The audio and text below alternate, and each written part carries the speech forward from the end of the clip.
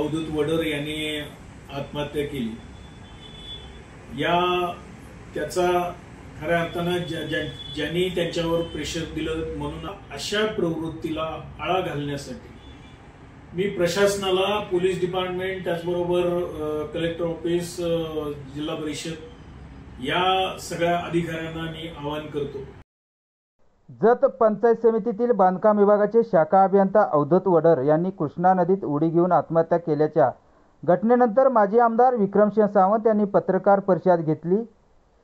यावेळी अवधूत वडर हे गेल्या 6-7 वर्षापासून जत पंचायत समितीच्या बांधकाम विभागात शाखा अभियंता म्हणून कार्यरत होते। नातेवाईकाच्या म्हणण्यानुसार ते गेल्या 6 महिन्यापासून कामाच्या तणावाखाली होते। वरिष्ठ अधिकाऱ्यांचा दबाव आणि राजकीय हस्तक्षेपामुळे त्यांच्यावर मानसिक ताण निर्माण झाल्याची माहिती नातेवाईकांनी दिली आहे।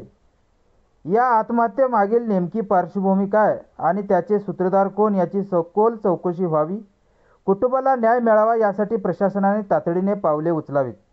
माजी आमदार सावंत यांनी प्रशासनाला या घटनेबाबत गंभीर दृष्टिकोनातून तपास करून संबंधित जबाबदारावर कारवाई करण्याची मागणी केली आहे।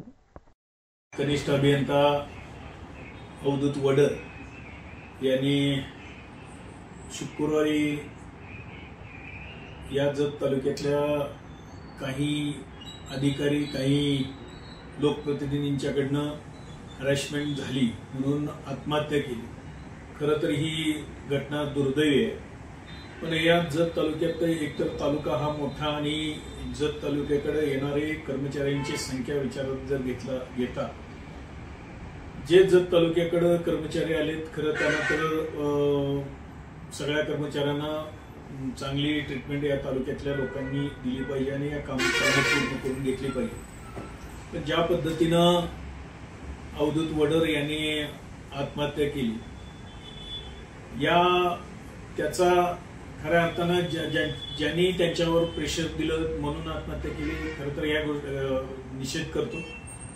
आणि सगळ्यात महत्त्वाचं की या तालुक्यातल्या अशा प्रवृत्तीला आळा घालण्यासाठी मी प्रशासनाला, पोलीस डिपार्टमेंट, त्याचबरोबर कलेक्टर ऑफिस, जिल्हा परिषद या सगळ्या अधिकाऱ्यांना मी आवाहन करतो की पोलीस डिपार्टमेंटनी खास करून या निमित्तानं खोलवर जाऊन याची चौकशी केली पाहिजे आणि ह्याच्यात कोण यांच्या सगळ्यांचे ज्यांचे त्यांच्या कुटुंबांनी नावं घेतले त्यांचे सगळे CDR काढले पाहिजे, त्यांचे तपासले पाहिजे आणि जर तशी काही हे आढळले असेल तर यांना कठोरात कठोर कारवाई होऊन यांना शिक्षा झाली पाहिजे। या तालुक्यातली ही प्रवृत्ती संपली पाहिजे आणि कर्मचाऱ्यांना या ठिकाणी काम करण्यास प्रवृत्त केलं पाहिजे।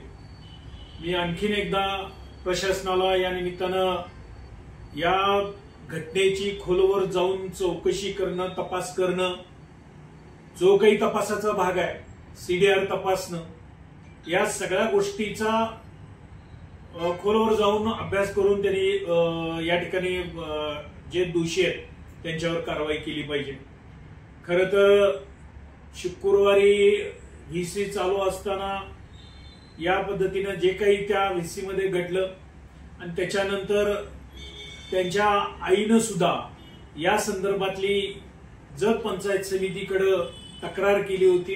या संबंधित BDOना असेल सगळ्यांना भेटले होते, पण त्याची सुद्धा आज जे काही व्हिडिओ रेकॉर्डिंग आहे ते सुद्धा तपासलं गेलं पाहिजे आणि अशा या प्रवृत्तींना जास्तीत जास्त शिक्षा झाली पाहिजे अशी या निमित्तानं मी मागणी करतो।